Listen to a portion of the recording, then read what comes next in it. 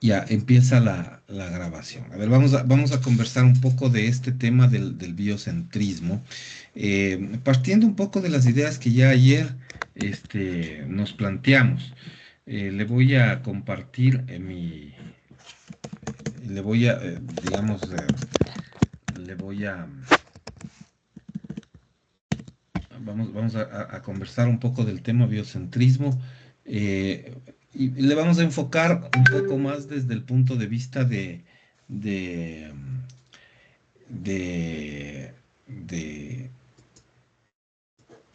del texto de Marcos, ¿no? El texto de Marcos. Eh, a ver, o sea, ¿cómo surge el biocentrismo, no? La idea del biocentrismo es entenderle primero como, eh, digamos, bajo una visión que es esta idea de que en el biocentrismo el centro de todo es la vida, ¿no? A diferencia, en el antropocentrismo hay una idea clara de lo que es lo antrópico, que es lo que está relacionado con el hombre o con el ser humano. Lo antrópico centra la visión en el ser humano. A diferencia de eso, en el biocentrismo, el centro de toda la estructura de pensamiento es la vida. O sea, es lo bio, ¿no? La vida, ¿no? Eh, y eso, esa idea de la vida no surge porque a alguien se le ocurre, ¿no?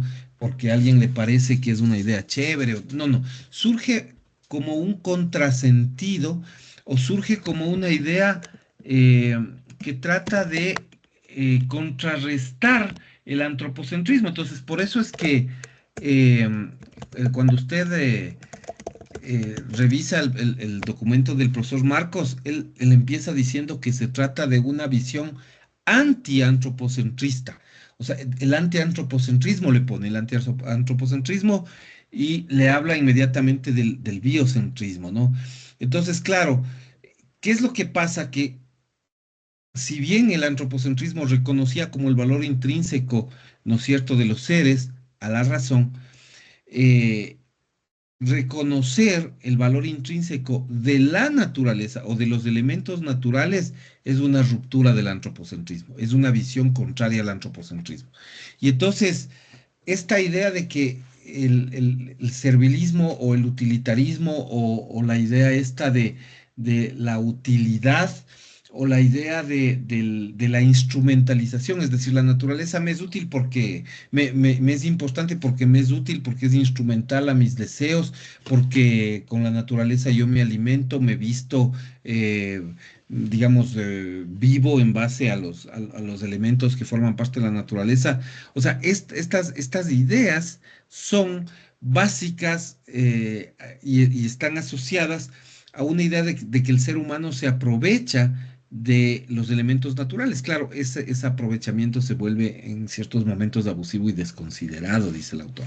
Pero entonces no es un tema de que cambiemos la estructura del punto de vista, seamos más cuidadosos con la naturaleza, porque eso por ahí no funciona, sino que nos plantea una visión completamente, digamos, contradictoria al antropocentrismo y de ahí surge este biocentrismo. Entonces, ¿qué otros elementos tiene el biocentrismo? El biocentrismo es a la que se le llama, también dice el autor, la ética de los seres vivientes, ¿no?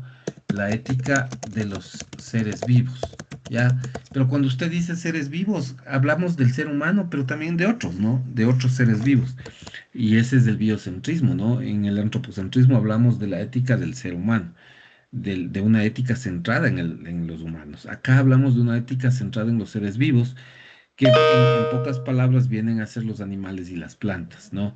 Eh, entonces, esa es una visión que se va a plantear. Entonces, dentro de esa visión, hemos dicho, hay unas dos primeras escuelas, hay dos corrientes eh, que algunos le han llamado la ética del animalismo, ¿ya? Es otro nombre nada más, ¿no? Es una manera de llamarle.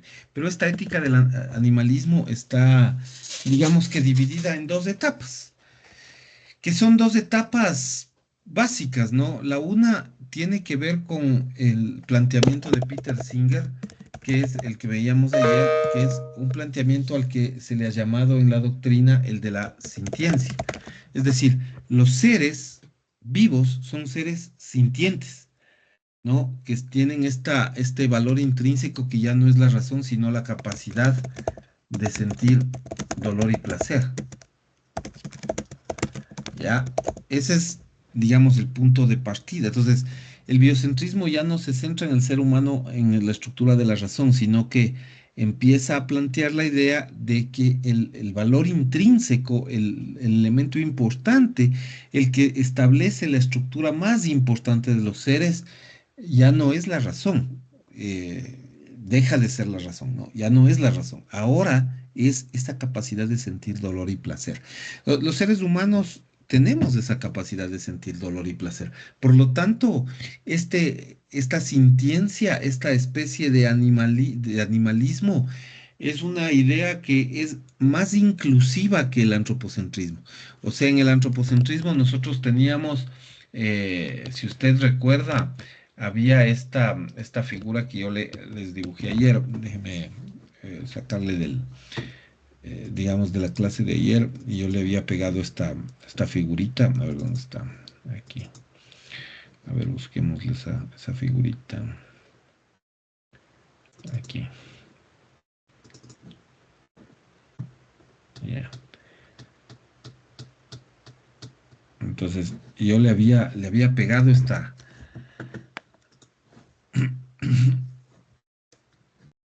o sea, yo le había pegado esta figurita para decirle, claro, en el antropocentrismo el límite de la moralidad o, o el umbral de la moralidad, eh, la línea que divide lo que es moralmente importante de lo que no es moralmente importante, está dada por la razón, ¿no? La razón es lo que hace a los seres más importantes que otros. Y los únicos que tienen razón desde el antropocentrismo, en realidad desde la ciencia, son los seres humanos. No hay animales que tengan raciocinio. Eso está totalmente descartado por la ciencia. Así que cuando usted habla de la razón, entonces lo que está haciendo es ser de alguna manera discriminatorio con el resto de especies. O sea, es eso.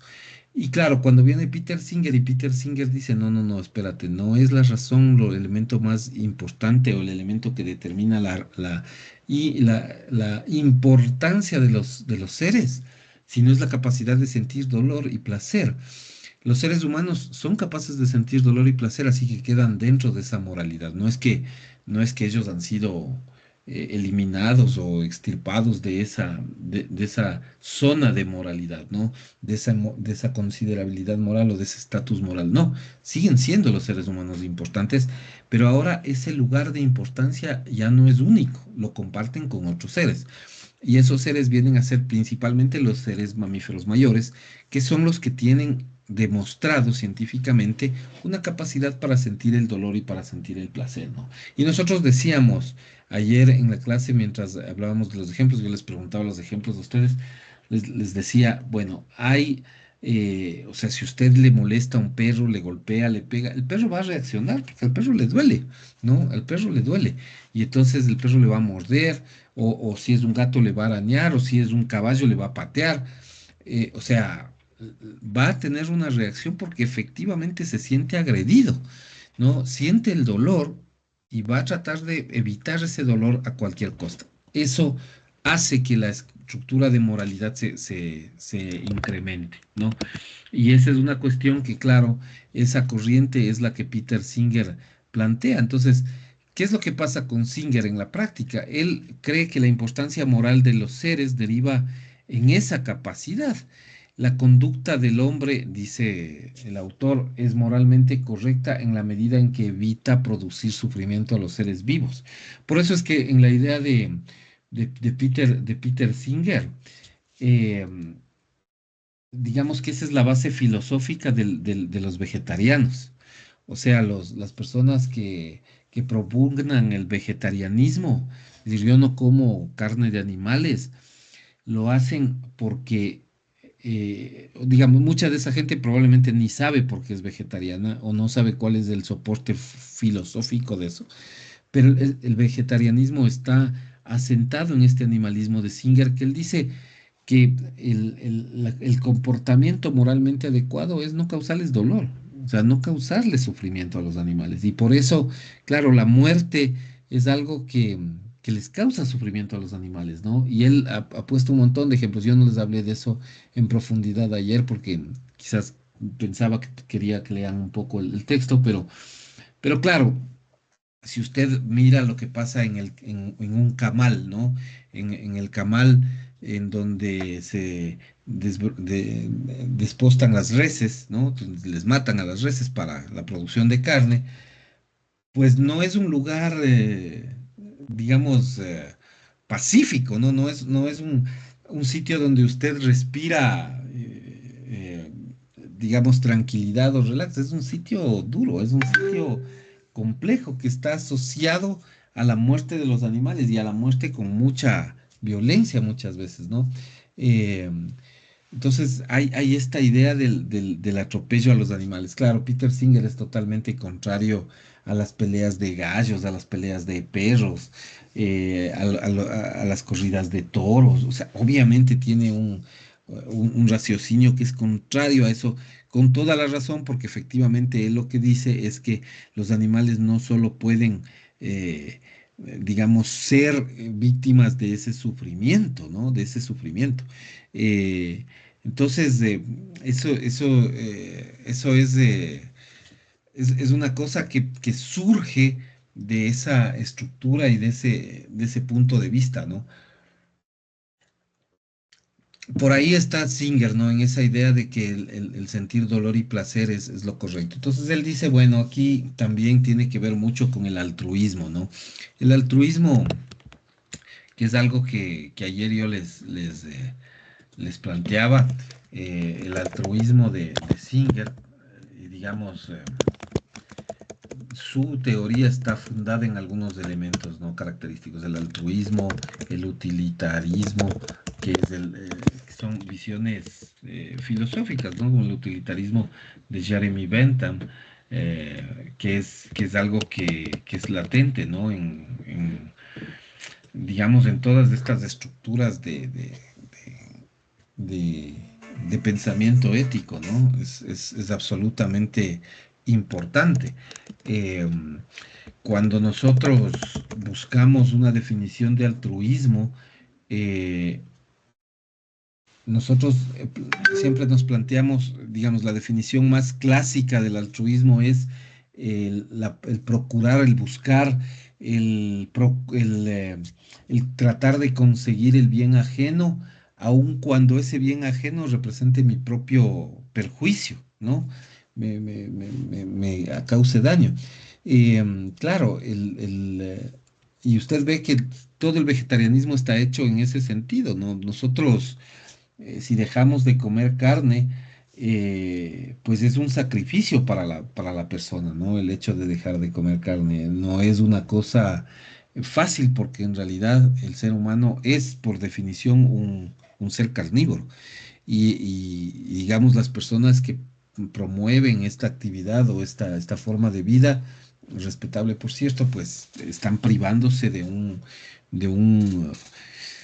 digamos, de un alimento que es básico para su propio desarrollo. Entonces, eso tiene que ver con el altruismo, es decir, con el respeto a la vida de otros seres, ¿no? El respetar eso es absolutamente importante y absolutamente eh, básico, ¿no? Esos son estos elementos importantes que tienen que ver con la idea de Peter Singer. Y luego viene Tom Regan, ¿no? Del que hablamos ayer.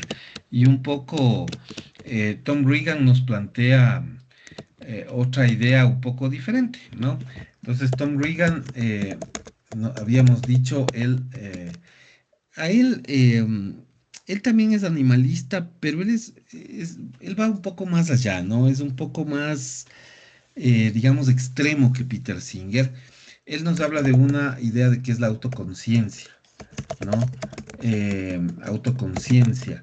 Él dice que todos los seres son sujetos de vida, ¿ya? Los seres son sujetos de vida y que básicamente una cosa que pasa en ética es que casi siempre las teorías surgen como contraposición a la teoría anterior.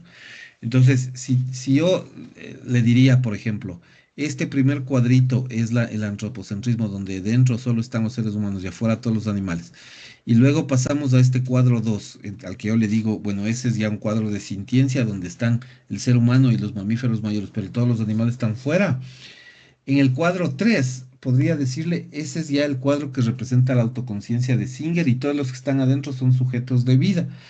Pero ¿qué significa? O sea, ¿qué es en la práctica, no? El profesor Marcos dice que dentro de la idea de Reagan, los animales, o sea, decir que los sujetos que tienen valor moral o valor intrínseco solamente están dados por la capacidad de sentir dolor y placer es incompleto, ¿no? Porque en realidad los seres pueden expresar no solo dolor y placer, sino muchas otras sensaciones y sentimientos. Quizás miedo, quizás intereses propios, quizás deseos, quizás frustraciones. Entonces, hay una amplísima gama de sentimientos, no solo el dolor y placer, que hacen dos cosas, ¿no? Por un lado, hacen que los seres eh, empiecen a tener conciencia de lo que hay alrededor, de lo que pasa alrededor, y tengan conciencia de quiénes son y se vean reflejados frente a otros. Entonces, claro, esa autoconciencia se mira mucho en las relaciones que empiezan a tener los animales en la selva.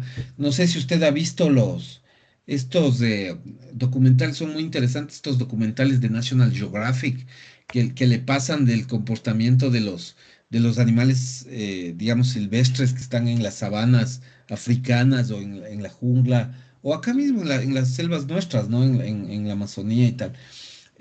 O sea, usted ve, por ejemplo, yo me invento, ¿no? Un caso, usted ve la reacción voy a decirle así, un venado, por ejemplo. Un venado que está por ahí por la sabana africana, está paseando y de pronto se encuentra cara a cara con un león. ¿Qué pasa con el venado? El venado se queda ahí esperando que el león le ataque o emprende la huida, ¿no? O sea, ¿qué hace el venado? ¿No? ¿Qué es lo que le lleva a actuar de una manera y no de otra? O sea, el venado no le enfrenta al león, porque el venado, en el fondo, instintivamente, sabe que el león es una amenaza para su vida, sabe que el león es su captor, sabe que el león es su depredador natural, que si es que no corre se lo va a comer. Entonces, claro, ¿qué es lo que hace el venado? Pues huye, trata de huir, busca los senderos más, digamos, útiles para emprender su huida, para salvar su vida, claro. Y el león, claro, lo que va a hacer es, en cambio, tratar de atraparle para comérselo, ¿no? Porque es su comida, porque está persiguiendo su comida. Eh, pero en los dos casos hay intereses, en los dos casos hay sentimientos, el uno tiene temor, el otro tiene deseo, y los dos están movidos, no, o sea, si se ven el uno frente al otro, ninguno de los dos está sintiendo ni placer ni temor, ni placer ni dolor, perdón. Eh, Simplemente se están viendo, pero hay sensaciones ahí. Y eso es lo que Tom Reagan dice. O sea, no es solamente el tema de que si sentiste dolor o placer, porque el dolor y placer está atado a una acción, ya sea de otro sujeto, ya sea de los seres humanos. O sea, para que puedas descubrir si un animal siente dolor o placer, tú tienes que o darle dolor, ya sea que le golpeas, o digamos medir sus niveles de placer, ya sea porque come, ya sea porque se reproduce o por cualquier razón que esté asociada a su propia vida. Ese es un tema que, vamos a decir, funciona casi siempre de una manera adecuada. Y en los seres humanos también hay ese instinto, o sea, hay un instinto de supervivencia. O sea, yo no sé si le ha pasado, no sé, no sabría decirle, pero, por ejemplo, a mí sí me han asaltado, por ejemplo, me han asaltado para robarme. Y unos minutos antes de que suceda el evento, eh, hay algo que le avisa que algo está mal. O sea, es algo que ya no puede evitar porque ya le emboscaron o ya. O sea, ya si usted está caminando por un sitio ya le esperan con armas y usted ya no puede hacer nada. O sea, al menos a mí me ha pasado eso. Y el sentimiento que yo recuerdo de eso es un sentimiento de que algo está mal, el ambiente se pone pesado, o sea, me siento mal, pero yo sé que me va a pasar algo malo. Hay como eso, ¿no? Entonces, los seres humanos sabemos que eso ocurre, ¿no? Y lo mismo, claro, cuando usted, digamos, el ejemplo más clásico es el que usted está con hambre y va a buscar qué comer y de pronto, digamos, pasa cerca de un restaurante y huele algo que a usted le gusta. Usted tiene un sentimiento ahí.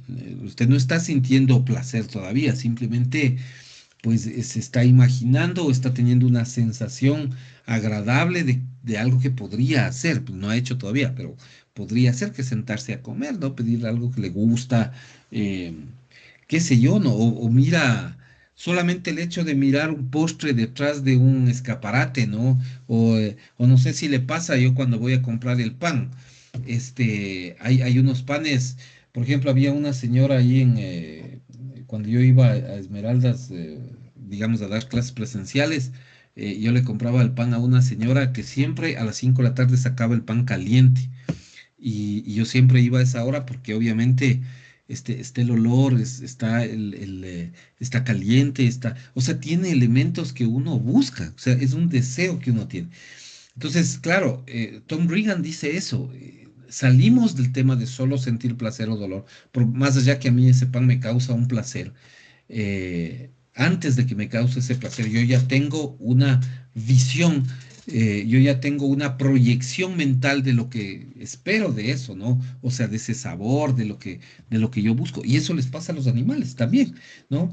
Y entonces ayer yo les daba este ejemplo, a mí me parece genial, es un gran ejemplo, el tema de que las abejas, que son insectos sobre los cuales uno no puede saber si sienten dolor o placer, pero sí puede saber que tienen autoconciencia de los peligros, ¿no? O sea, cuando ellos ven amenazado su hábitat, su panal, a su abeja reina y tal, salen y le pican, ¿no? O sea, si usted va y les golpea, bota el panal al suelo, o sea, si pasa algo que ellos sienten que le ponen en riesgo, van a salir y van a tratar de agredirle porque necesitan defenderse, porque sienten cierto tipo de miedo, sienten que se está amenazado su lugar, ¿no?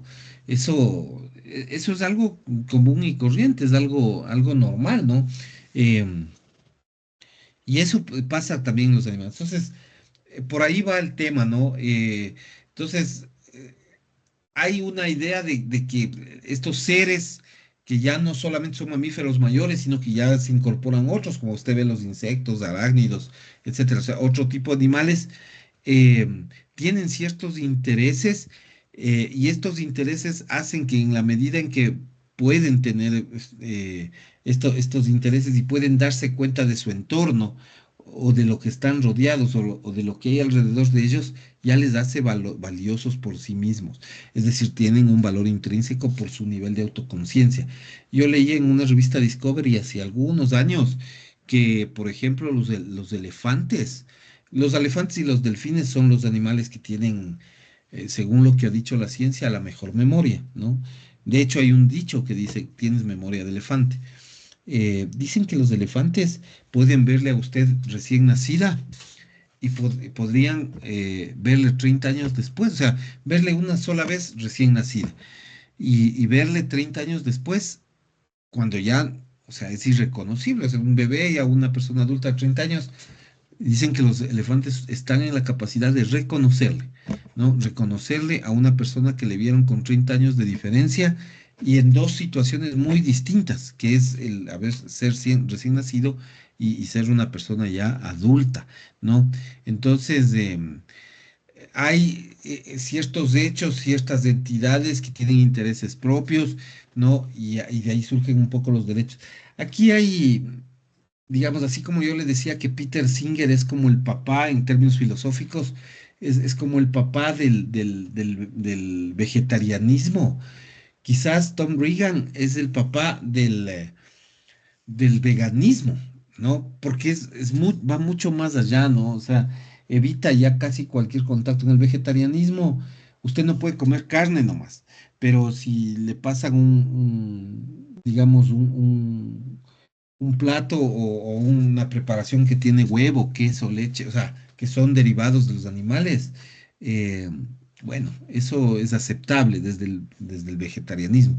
Desde el veganismo ya no, porque todas las alimentaciones enfocadas en productos o procesos animales ya no pueden tener ese elemento. Entonces, esa es una idea básica que nosotros debemos entender, ¿no? Esa es como una estructura pensada desde ese punto de vista. No sé si tiene alguna pregunta hasta aquí, si está como entendido. Esto es como complementario a lo de ayer. No entiendo. Profesor, pero ya bueno, el pensamiento del biocentrismo y antropometrismo, o sea, ¿después de qué tiempo cambió este valor, el del ser humano, con el del ser vivo? No sé si Bueno, me aguanta. sí, sí. Em, el antropocentrismo es la idea básica, es el punto de partida de toda la teoría. Es la que es más antigua. ¿Quiénes han empezado a hablar de antropocentrismo? Bueno, Aristóteles. O sea, estamos hablando de años antes de Cristo. Aristóteles, Platón. Ellos son digamos que el antropocentrismo nace en la idea de la razón pura, o sea, la idea de la, la idea del raciocinio. Eh, claro, esto tiene más de 2000 años de historia. O sea, el antropocentrismo es la figura filosófica por excelencia porque está centrada en el ser humano, o sea, está pensada para seres humanos. Eh, los animales no eran materia de análisis o de este tipo de cuestiones. Eh, o sea, no es que, y esto quizás hay que matizar, ¿no? No es que ahora ya ha desaparecido el antropocentrismo, ojo, no ha desaparecido. El antropocentrismo sigue siendo, es una visión filosófica. De hecho, las leyes están hechas en función del antropocentrismo. Nuestra ley ambiental, nuestro derecho ambiental ha tenido siempre, incluso ahora, a pesar de que ahora ha variado un poco hacia otra escuela, pero sigue manteniendo cuestiones como eh, la satisfacción de las necesidades humanas básicas. ¿Qué le quiero decir con eso? Dentro del derecho ambiental moderno, el derecho por excelencia, el derecho subjetivo por excelencia, es el derecho al medio ambiente sano. O sea, cuando usted va a la Constitución, toma el artículo 14, ya veremos esto en el transcurso de la clase. Usted toma el artículo 14 de la Constitución le reconoce un derecho a un medio ambiente sano. Pero la pregunta es, ¿qué es un medio ambiente sano? ¿O qué significa tener un medio ambiente sano? ¿Qué significa que usted tenga un derecho al medio ambiente sano? ¿Qué significa eso? Pues significa satisfacción de necesidades básicas en el fondo, ¿no? O sea, tener un ambiente sano significa que usted tenga primero aire respirable. Necesita tener aire que respirar. Entonces, si usted tiene un aire contaminado, un aire lleno de sulfuro de azufre, de CO2, de monóxido de carbono, si usted tiene un aire que al respirar le causa daño, usted no tiene un medio ambiente sano. Esa es una idea básica, o sea, una idea de cajón. No tiene un medio ambiente sano. Si usted tiene, digamos, un aire puro, limpio, que usted respira, que le favorece a su organismo, ahí tiene un medio ambiente sano. Esa es la idea.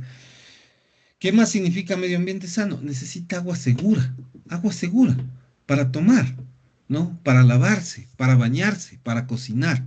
Agua segura. ¿Qué es eso del agua segura? Pues simplemente un agua que sea apta para el consumo humano.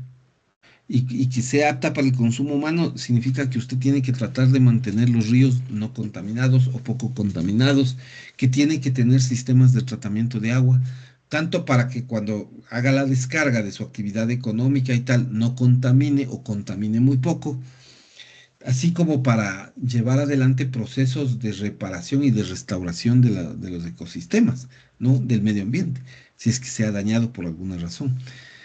Eh, Eso es, digamos, esa es la esencia. Entonces ahí lo que pasamos a tener es un medio ambiente sano en función del agua. Entonces, aire respirable, agua segura, suelos fértiles. Esa es la otra parte. Necesita tener un suelo donde sembrar. ¿Por qué? Porque necesitamos comer. Y cuando le digo necesitamos comer, no solo me refiero a las plantas comestibles, legumbres, frutas, qué sé yo. O sea, no solo es a eso. Necesito tener campos de pastizales porque tengo que llevar ahí las vacas que me van a generar carne. O voy a necesitar tener un espacio en donde la crianza de mis gallinas sea la adecuada, ¿no? De mis pollos, gallinas, etcétera, sea adecuada. Entonces, son un conjunto de elementos los que forman la idea del medio ambiente sano. De hecho, el medio ambiente sano está íntimamente vinculado, ligado con digamos, eh, la capacidad de vida, ¿no? La vida digna, las condiciones de vida, está ligado con eso. Es directo, ¿no? Es una cuestión directa, funciona de manera directa. Es algo que tenemos que mantener y tenemos que promover, ¿no? Entonces, partiendo de ese punto de vista, si usted lee la Constitución hoy en día, el artículo 14, usted va a ver que ese artículo es antropocentrista. O sea, sí es cierto que el antropocentrismo tiene una historia de más de 2000 años, pero hoy en la actualidad sigue funcionando. De hecho, nosotros seguimos muchos principios que son antropocéntricos, ¿no? Sigue funcionando, sin problema. Ese es un tema en el que nosotros, digamos, tenemos ahí una visión súper clara, ¿no? Ahora, ¿cuándo viene el tema del biocentrismo? El biocentrismo tampoco es que surgió de la nada o que digamos, ha habido una idea centrada que a alguien se le ocurrió porque era muy inteligente, no. Eso tiene que ver con gente que se va dando cuenta que la idea del antropocentrismo es una idea extractiva, o sea, en pro de mejorar las condiciones de vida de una población, se destruye el ecosistema, ¿no? O sea, nosotros, por ejemplo, ¿cuál es la razón principal por la que nosotros extraemos petróleo? O sea, si yo le pregunto a usted, dígame usted, ¿por qué se extrae petróleo? ¿Qué debería decir?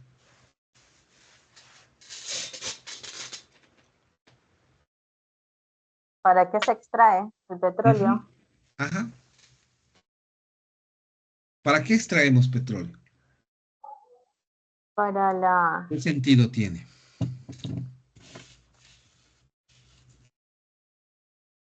para el mejoramiento de... ¿De qué? Ay, profesor, ya le envié un mensaje por WhatsApp que le quiero decir algo. Disculpe, para no decirlo por no decirlo por aquí. Un momento.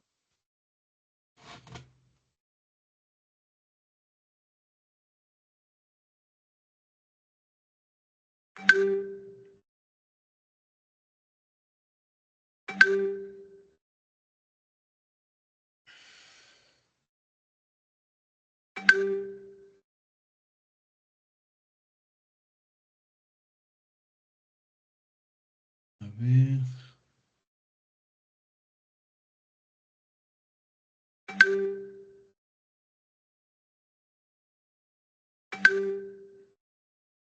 Ya. eh, Necesita tomarse un break. Eh, ¿Quiere, quiere, usted, quiere hacer un break de unos 20 minutos? Y para ya. Sí, Ujú. ok. No hay problema. Entonces, tómese un cafecito, pues, y estamos, y me avisa cualquier cosa. Estamos en 20 minutos, nos vemos. ¿De acuerdo? Ya, está bien. Es, Ya. es que quiero Ok, ver qué pasa. ya. Ya, gracias.